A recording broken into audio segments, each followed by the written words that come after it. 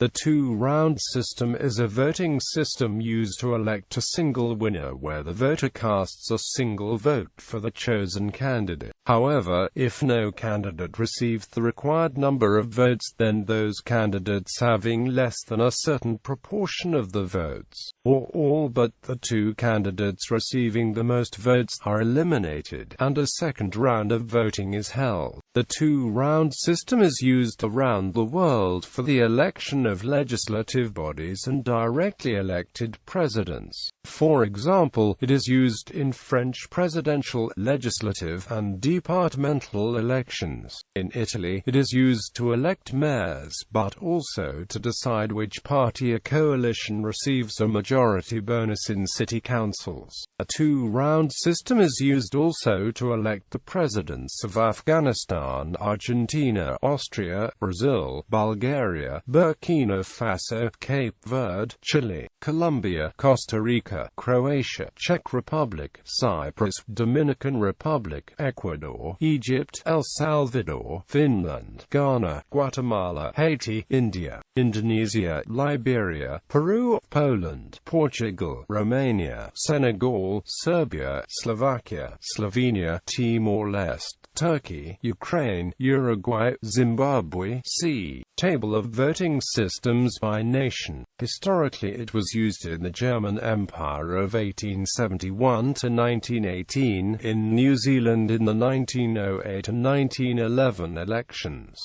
and in Israel to elect the Prime Minister in the 1996, 1999 and 2001 elections. Terminology. The two-round system is known as runoff voting in the United States, where the second round is known as a runoff election. Runoff voting is also sometimes used as a generic term to describe any system involving a number of rounds of voting, with eliminations after each round. By this broader definition, the two-round system is not the only form of runoff voting, and others include the exhaustive ballot and instant runoff voting. However, the subject of this article is the two-round system. In Canada, for example, candidates for political party leadership, when there are more than two, use an exhaustive ballot system, often called a runoff voting system. It is like a runoff system, except the one candidate must win a simple majority. Candidates with the fewest votes are candidates who want to move the support to other candidates may also move to remove themselves from the next vote. Voting and counting. In both rounds of an election conducted using runoff voting, the voter simply marks an X beside his or her favorite candidate. If no candidate has an absolute majority of votes in the first round, then the two candidates with the most votes proceed to a second round, from which all others are excluded.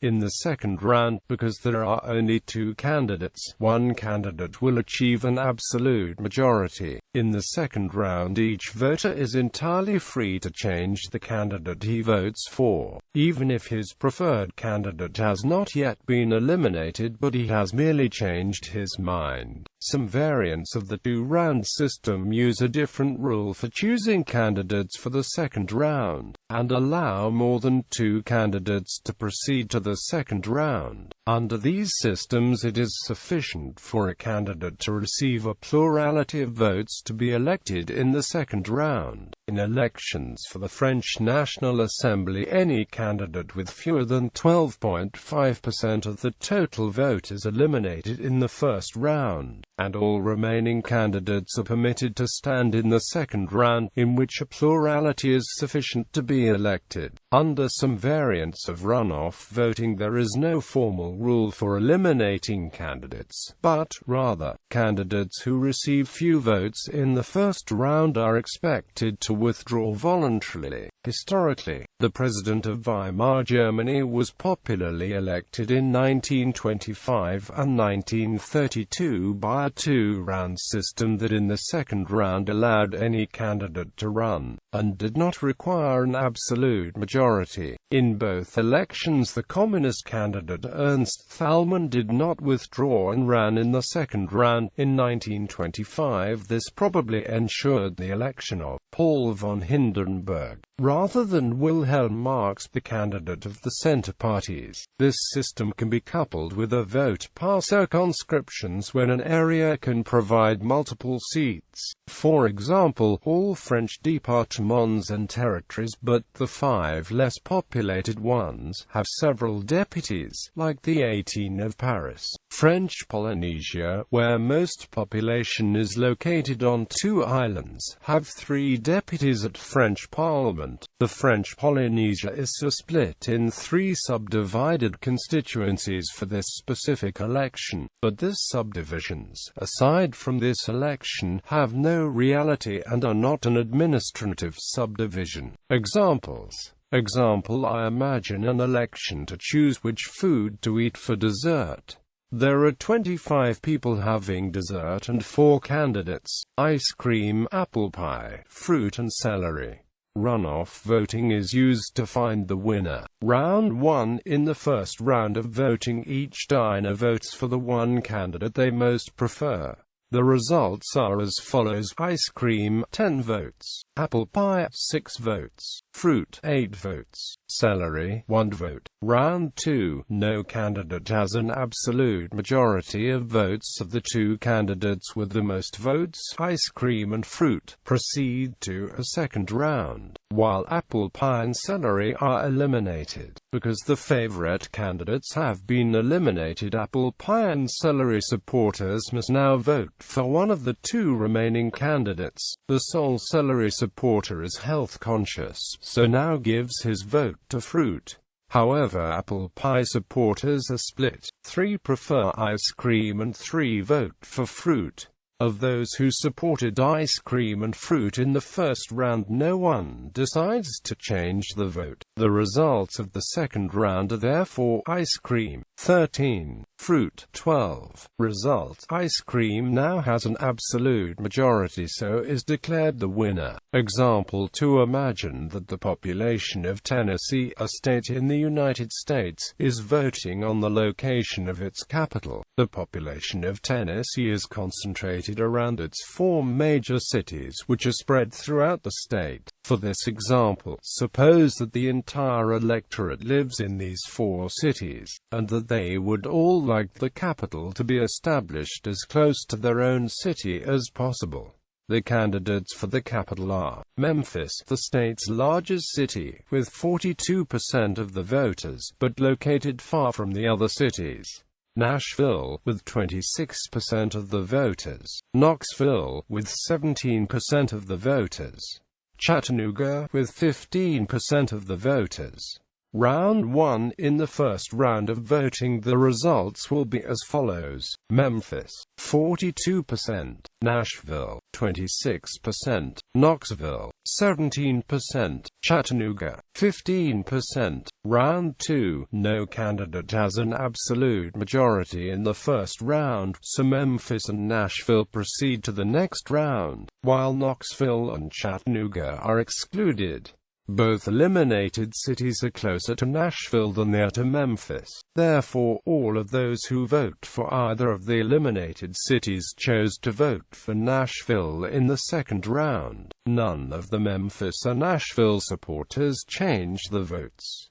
The results are therefore: Nashville, 58%; Memphis, 42%. Result: after round 2, Nashville has an absolute majority and is the winner. Note that while Nashville received only 26% of the votes and was significantly behind Memphis in the first round, it won the election by winning the second round. This example demonstrates how the first 2 candidates from the first round might not necessarily be those expected to be the most popular by virtue of the party affiliations. French presidential election 2002. Unlike the 2 examples above, this is from real life. In the 2002 French presidential election, the 2 contenders described by the media as having the possibility to win were Jacques Chirac and Lionel Jospin, who represented the largest 2 political parties in France at the time. However, while an exceptional number of 16 candidates were present, including Jean Pierre Chevènement and Christiane Taubira. A third contender, Jean-Marie Le Pen, unexpectedly obtained slightly more than Jospin in the first round of elections. Jacques Chirac, 19.88%. Jean-Marie Le Pen, 16.86%. Lionel Jospin, 16.18%. Several other candidates received smaller percentages of the first-round vote. Since no candidate obtained an absolute majority, a second round is organized with only the first two candidates from the first. Jean-Marie Le Pen, however, was widely recognized as a controversial far-right nationalist candidate. The Socialist Party urged the party supporters to vote for Chirac, and in the second round a vast majority of the votes went to Chirac. Jacques Chirac, 82.21%. Jean-Marie Le Pen, 17.79%. Similar systems. Exhaustive ballot. The exhaustive ballot is similar to the two-round system, but involves more rounds of voting rather than just two. If no candidate receives an absolute majority in the first round, then the candidate with the fewest number of votes is eliminated and excluded from further ballots. The process of exclusion and reballot continues until one candidate has an absolute majority. Because voters may have to cast votes several times, EP is not used in large-scale public elections. Instead, it is used in smaller contests such as the election of the presiding officer of an assembly. One long-standing example of its use is in the United Kingdom, where local associations of the Conservative Party use EP to elect their prospective parliamentary candidates. EP often elects a different winner from runoff voting, because the two-round system excludes more than one candidate after the first round. It is possible for a candidate to be eliminated who would have gone on to win the election under EP. Instant runoff voting. Instant runoff voting, like the exhaustive ballot, involves multiple reiterative counts in which the candidate with fewest votes is eliminated each time. Whilst the exhaustive ballot and the two-round system both involve voters casting a separate vote in each round, under instant runoff voters vote only once. This is possible because, rather than voting for only a single candidate, the voter ranks all of the candidates in order of preference. These preferences are then used to transfer the votes of those whose first preference has been eliminated during the course of the count. Because the two-round system and the exhaustive ballot involve separate rounds of voting, voters can use the results of one round to decide how they will vote in the next, whereas this is not possible under EP, because it is necessarily only to vote once. EP, like the two-round system, is used for large-scale elections in many places. EP often elects a different winner to the two-round system and tends to produce the same results as the exhaustive ballot. Variants of instant runoff voting can be designed to reflect the same rules as a two-round voting system. If no single candidate has an absolute majority of votes, then only the two highest polling candidates progress to the second count. All other candidates are excluded and the votes redistributed according to the recorded preferences for continuing candidates. One variant that works this way is called the contingent vote, detailed below. In Australia, it is called preferential voting and is used to elect members of, among other institutions, the House of Representatives. In Ireland, it is known as the alternative vote, or AV, and is used for presidential elections. Contingent vote. The contingent vote is a variant of instant runoff voting that has been used in the past in Queensland, in Australia. Under the contingent vote, voters cast cast only one vote by ranking all of the candidates in order of preference.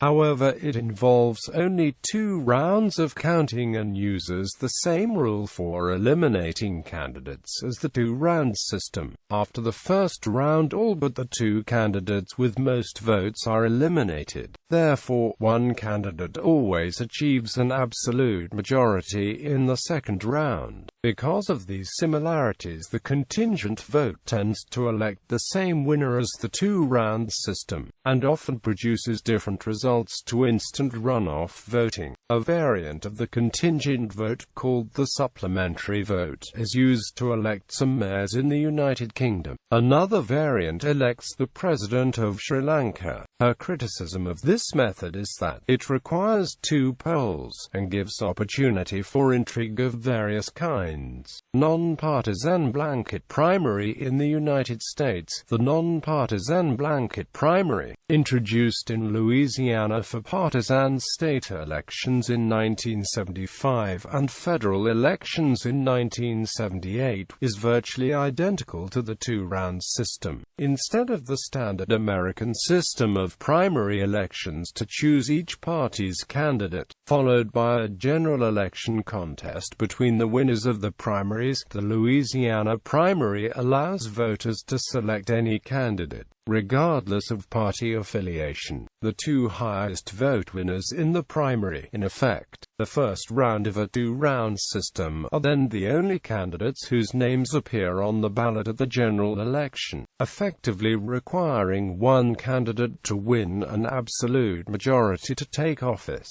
The state of Washington adopted a system virtually identical to Louisiana's in 2008, which came into effect after legal difficulties in 2010. California approved a similar system in 2010, coming into effect for the 36th congressional district election in February 2011. The main difference between a non-partisan blanket primary and a standard 2-round system is that a second round of voting is required, even if one candidate wins an absolute majority of votes in the primary.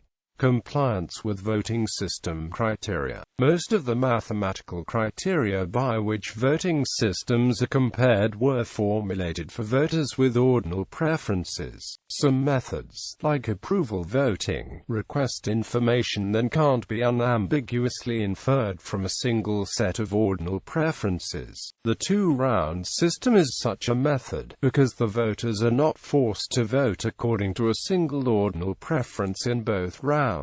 Since the 2-round system requires more information from each voter than a single ordinal ballot provides, one can't fit the criteria that are formulated expressly for voters with ordinal preferences without making a generalization as to how the voters will behave. The same problem exists in approval voting, where one has to make assumptions as to how the voters will place their approval cutoffs. If the voters determine the preferences before the election and always vote directly consistent to them, they will emulate the contingent vote and get the same results as if they were to use that system. Therefore, in that model of voting behavior, the 2-round system passes all criteria that the contingent vote passes, and fails all criteria the contingent vote fails. Since the voters in the 2-round system don't have to choose the second-round votes while voting in the first round, they are able to adjust the votes as players in a game. More complex models consider voter behavior when the voters reach a game theoretical equilibrium from which they have no incentive, as defined by their internal preferences, to further change the behavior. However, because these equilibria are complex,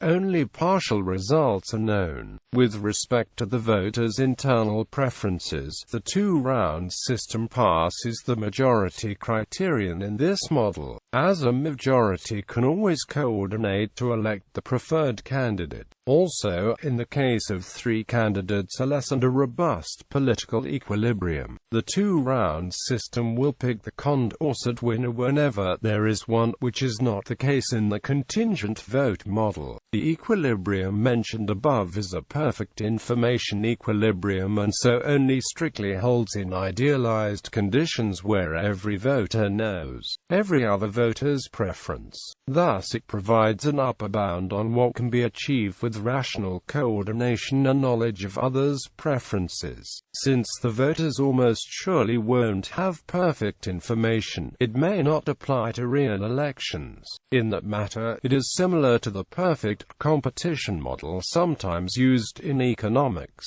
To the extent that real elections approach this upper bound, larger elections would do less so than small ones, because it's less likely that a large electorate has information about all the other voters than that a small electorate has. Tactical voting and strategic nomination.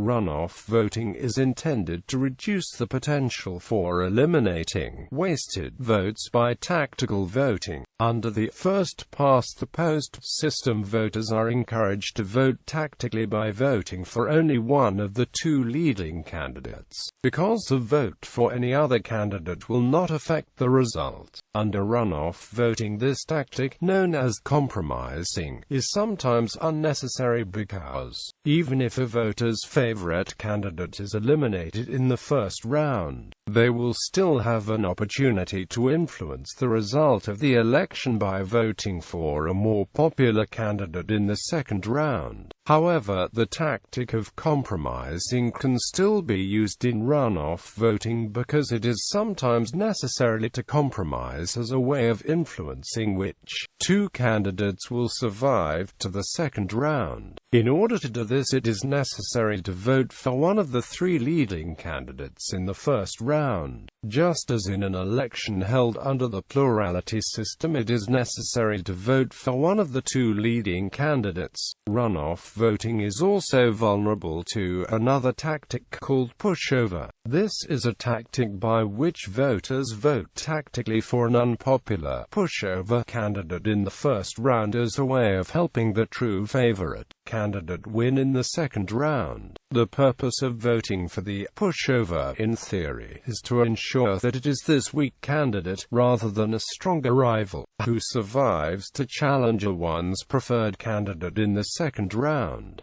But in practice, such a tactic may prove counterproductive. If so many voters give the first preferences to the weak candidate that it ends up winning the first round, it is highly likely they will gain enough campaign momentum to have a strong chance of winning the runoff too, and with it the election. At the very least, their opponent would have to start taking the so-called weak candidate seriously, particularly if the runoff follows quickly after the first round. Runoff voting can be influenced by strategic nomination. This is where candidates and political factions influence the result of an election by either nominating extra candidates or withdrawing a candidate who would otherwise have stood. Runoff voting is vulnerable to strategic nomination for the same reasons that it is open to the voting tactic of compromising. This is because a candidate who knows they are unlikely to win can ensure that another candidate they support makes it to the second round by withdrawing from the race before the first round occurs,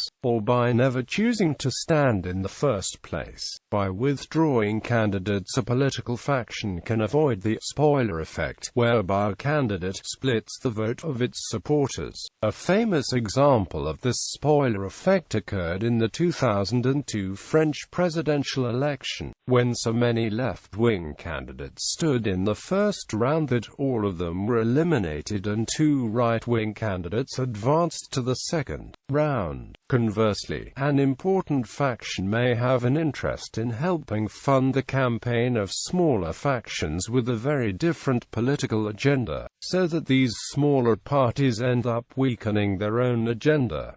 Impact on factions and candidates. Runoff voting encourages candidates to appeal to a broad cross-section of voters. This is because, in order to win an absolute majority in the second round, it is necessary for a candidate to win the support of voters whose favorite candidate has been eliminated. Under runoff voting, between rounds of voting, eliminated candidates and the factions who previously supported them often issue recommendations to the supporters as to whom to vote for in the second round of the contest. This means that eliminated candidates are still able to influence the result of the election. This influence leads to political bargaining between the two remaining candidates and the parties and candidates who have been eliminated, sometimes resulting in the two successful candidates making policy concessions to the less successful ones. Because it encourages conciliation and negotiation in these ways, runoff voting is advocated, in various forms, by some supporters of deliberative democracy.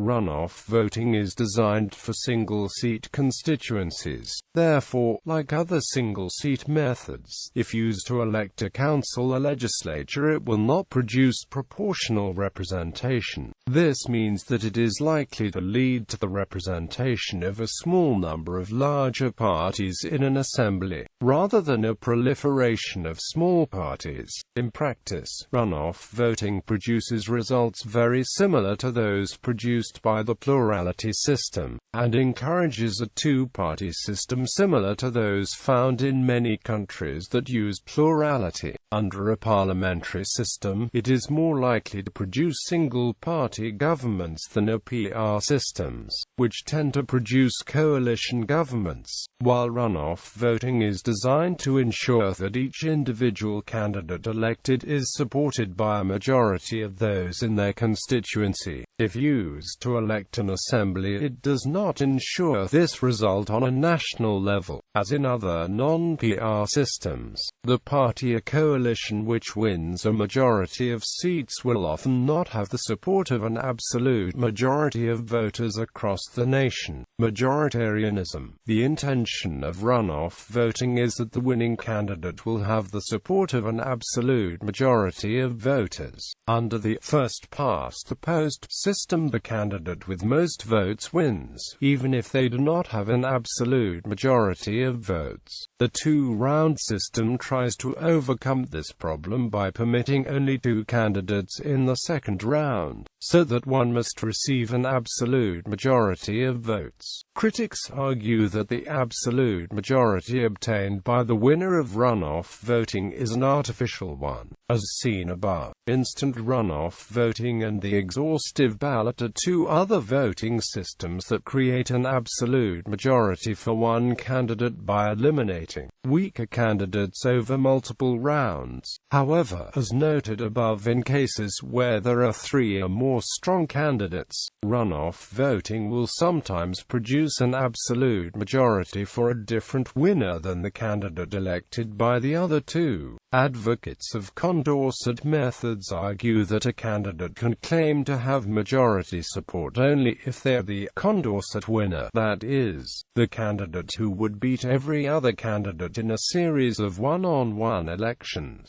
In runoff voting, the winning candidate is only matched one-on-one with one of the other candidates. When a Condorcet winner exists, he does not necessarily win a runoff election due to insufficient support in the first round. Runoff advocates counter that voters' first preference is more important than lower preferences because that's where voters are putting the most effort of decision, and that, unlike Condorcet methods, runoffs require a high showing among the full field of choices in addition to a strong showing in the final head-to-head competition. Condorcet methods can allow candidates to win who have minimal first-choice support and can win largely on the compromised appeal of being ranked second or third by more voters.